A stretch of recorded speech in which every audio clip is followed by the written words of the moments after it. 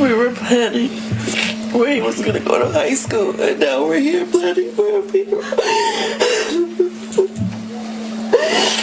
We are all mad as hell that this has even happened. We have made such strides in trying to combat crime in our city. Well, 25-year-old Billy Williams is currently in San Joaquin County Jail. He tells us he doesn't know who the shooter is or why someone would choose to come to a birthday party and shoot at children or other people that were inside. He says that he agreed to speak with us earlier today, so we went to the jail to sit down with him about what happened that night at the party. We do want to warn you, some of these details are hard to hear. Take a look at some of these videos from that night. He says he was there for a birthday party and thought he heard balloons popping, but really they were gunshots. There have been at least 380 mass shootings in the U.S. so far in 2025. But on November 29th in Stockton, California, one of these statistics became unbearably real when gunfire erupted at a child's birthday party. 4 people were killed, 3 of them children, ages 8, 9, and 14, along with a 21-year-old. 11 others were rushed to hospitals. Between 100 and 150 families gathered to celebrate, turned into witnesses of unimaginable horror. The shooter remains at large.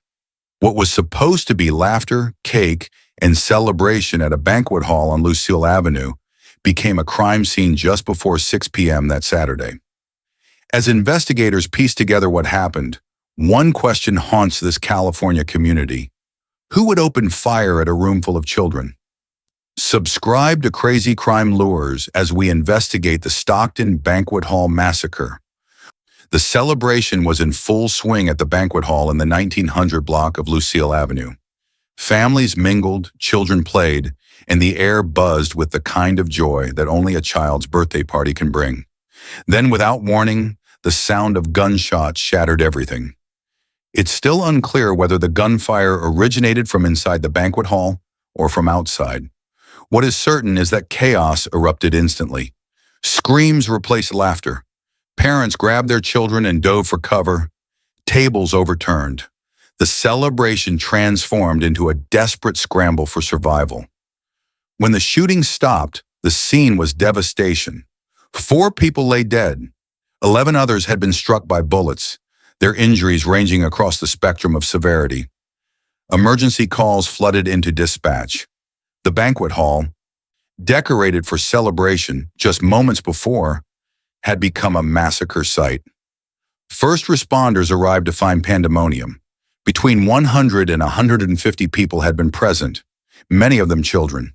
Some victims were critical, others were conscious but bleeding. Families were separated in the chaos, parents frantically searching for their kids amid the confusion. Ambulances rushed the wounded to local hospitals while deputies secured what was now an active crime scene. The scale of the carnage was immediately apparent. This wasn't a single targeted shooting. This was indiscriminate violence that had ripped through a crowd of innocent people gathered for one of life's simplest pleasures, celebrating a child's birthday. San Joaquin County Sheriff's deputies worked quickly to establish a perimeter. They interviewed witnesses who were still in shock, many struggling to articulate what they'd seen through tears and trauma. Some had fled the building and were found blocks away. Others had hidden inside, terrified the shooter might return. The crime scene itself told a grim story. Evidence markers dotted the area where shell casings had fallen. Blood stained the floor. Personal belongings, purses, phones, children's toys, lay abandoned where people had dropped them in their desperate flight to safety. As medical teams worked to stabilize the injured, the full scope of the tragedy became clear. 3 of the dead were children who should have been eating cake and playing games. The 4th was barely an adult. The 11 wounded included both adults and minors, though authorities held back details about the younger victims' conditions, likely to protect traumatized families. What made this attack particularly chilling was its setting. This wasn't gang territory. This wasn't a dark alley or a disputed street corner. This was a private family gathering in a rented space, filled with people who had every reason to feel safe. Someone had brought a gun to a children's party and opened fire into a crowd. Early signs suggested this might have been a targeted attack, that someone in that room was the intended victim. But when you fire into a crowd of 150 people, intent becomes irrelevant. Whether the shooter came for one person or everyone, the result was the same: mass casualties at a child's birthday party.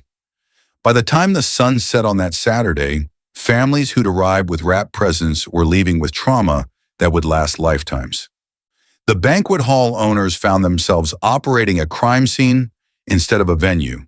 And somewhere in Stockton, a shooter walked free, having turned a celebration into a bloodbath. What kind of person brings a gun to a child's birthday party and pulls the trigger? This is the question that haunts every investigator working this case, and the answer is far more complex than it appears. Because while early indicators suggest this may have been targeted, the reality is that targeted at a gathering of 150 people becomes meaningless when bullets start flying. Let's consider the possibilities. Was this about the parents? It's entirely plausible. Birthday parties for children are predictable events. If someone had a vendetta against a parent, a debt, a rivalry, a grudge, they would know exactly where to find them. The party becomes an ambush opportunity. The parent is relaxed, surrounded by family, off guard. But here's the problem with that theory. Why not wait for the parent to leave? Why not follow them home?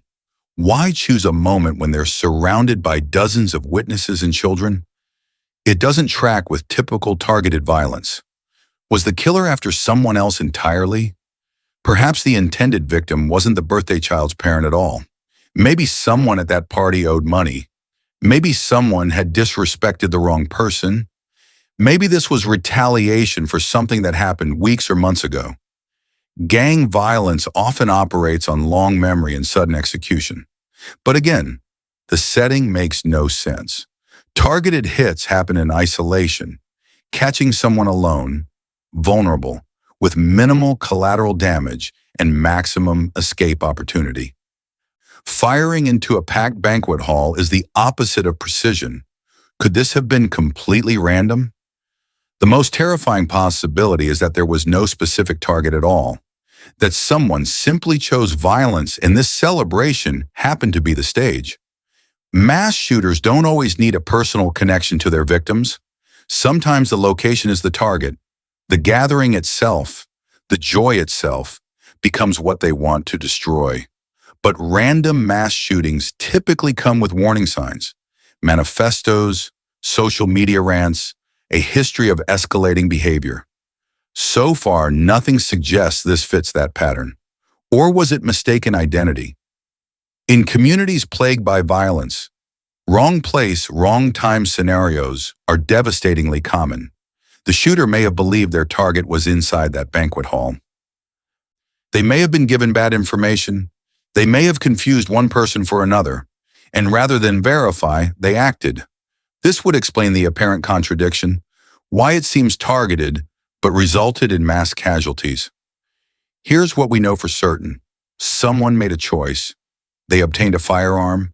They traveled to 1900 Lucile Avenue. They knew or discovered a party was happening, and they decided that whatever they wanted to accomplish was worth killing children to achieve. That's not random. That's calculated. But calculated toward what end? The investigation is exploring all possibilities, but each theory has gaps. A targeted attack on one person doesn't explain firing into a crowd. A random attack doesn't explain why this specific party at this specific location. A gang-related hit doesn't explain choosing an environment with maximum witnesses and children. Maybe the truth is simpler and darker.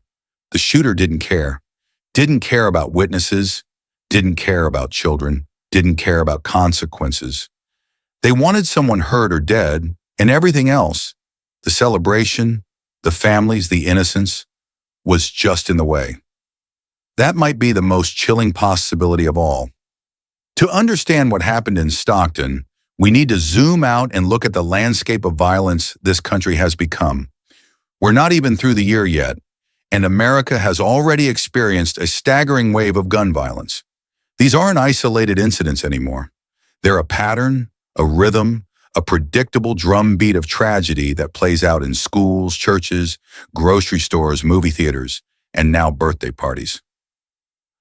The definition of a mass shooting varies depending on who's counting, but most organizations use a threshold of 4 or more people shot in a single incident. By that measure, this Stockton attack, with 15 total victims, doesn't just qualify, it's among the deadliest incidents of the year. But here's what makes the statistics even more disturbing. The locations. Mass shootings are no longer confined to the places we've grimly come to expect them. Yes, schools still get targeted. Workplaces still see violence. But increasingly, the attacks are happening in spaces that represent pure normalcy. Family gatherings, community events, celebrations. What does it say about America when a child's birthday party requires the same threat assessment as a nightclub or a concert venue? Stockton itself is no stranger to gun violence.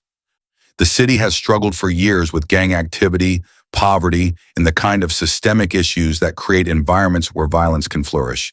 But this attack feels different. This wasn't a street corner. This wasn't a dispute that escalated in a park. This was premeditated violence brought into a rented celebration space filled with families.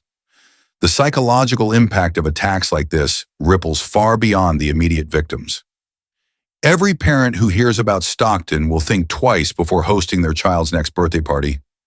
Every family gathering will carry a new undercurrent of anxiety.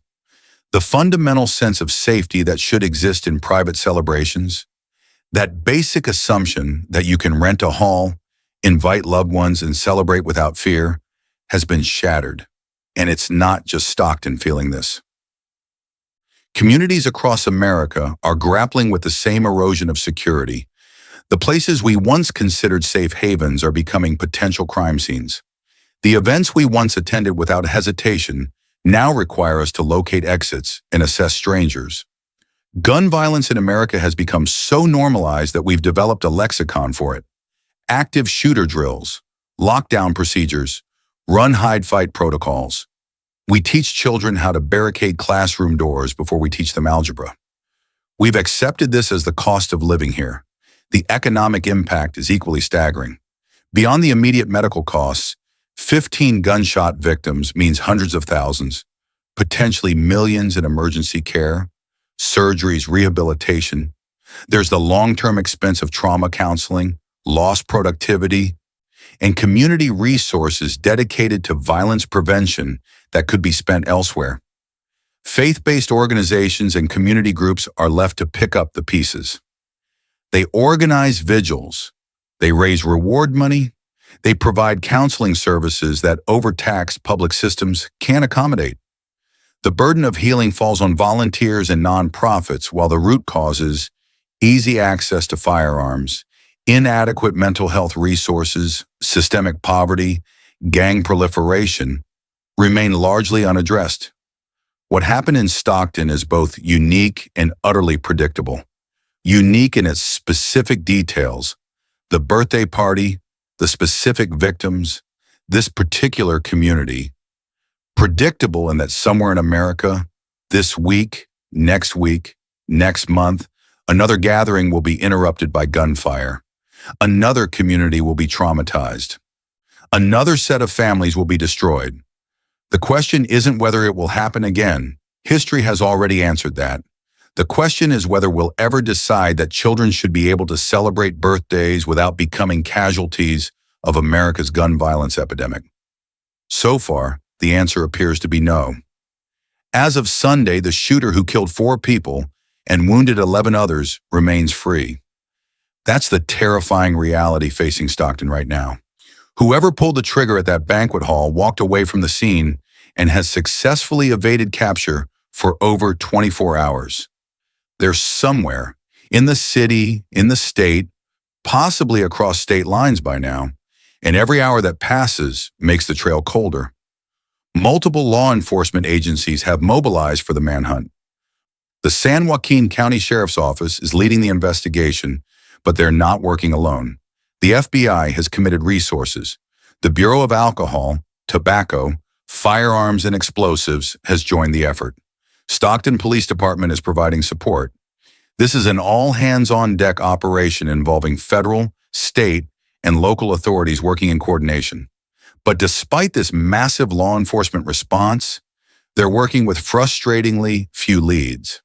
The identity of the shooter remains unknown to the public, either because investigators haven't identified them yet, or because they're withholding that information strategically. Either scenario is concerning. Investigators are combing through everything: cell phone records, security camera footage from businesses near Lucile Avenue, social media posts, vehicle registrations. They're re-interviewing witnesses, hoping someone remembers a detail they initially forgot in the shock and chaos.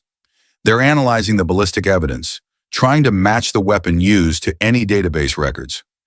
California Governor Gavin Newsom has been briefed and offered the full support of state resources to assist the community. This isn't just a local investigation anymore. It's a state-level priority. San Joaquin County District Attorney Ron Freitas has made a direct public appeal. He's urging anyone with information about the shooter to come forward immediately. More significantly, he's calling on the suspect themselves to surrender. It's a standard prosecutorial move, but one that carries weight. Turn yourself in now, before this gets worse for you. The community isn't just waiting for law enforcement to act. The Youth Peace and Justice Foundation has put up a $5,000 reward for information leading to the arrest and conviction of whoever is responsible. $5,000 might not sound like much compared to rewards in high-profile cases, but in a community like Stockton, it's significant. Someone knows something.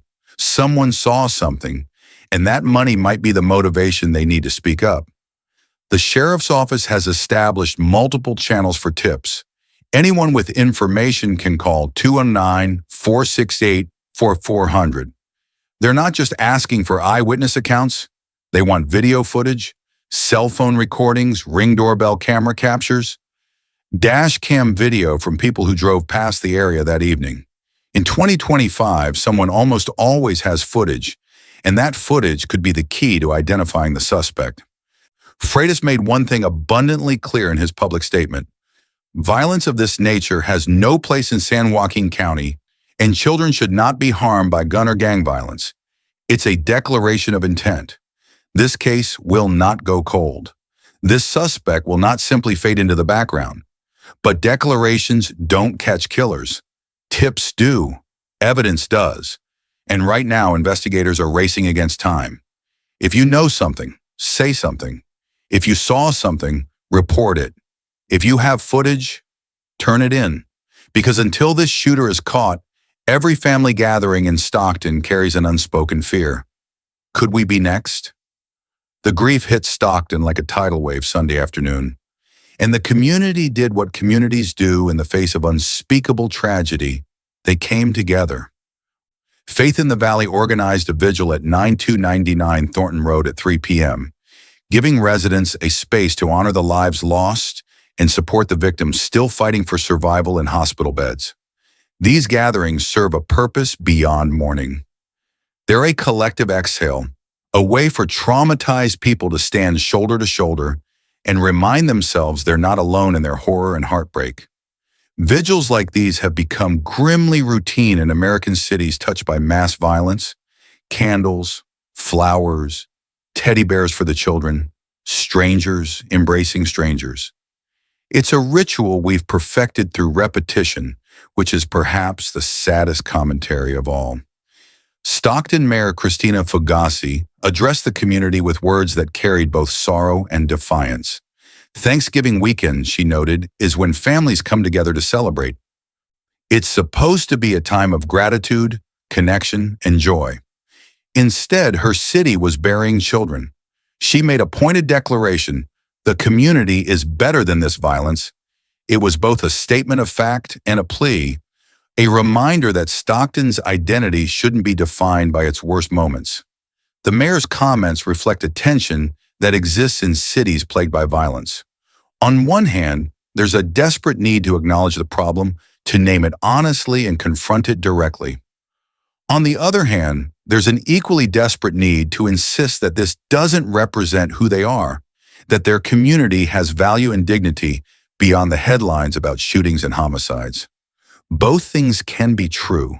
Stockton can be a community with deep-rooted violence problems and also be a community full of good people, strong families, and neighbors who care about each other. The tragedy is that those good people are the ones paying the price for failures in policy, policing, and prevention. Local faith leaders have mobilized beyond just organizing vigils. Churches and mosques are opening their doors for grief counseling. Pastors are visiting hospital bedsides.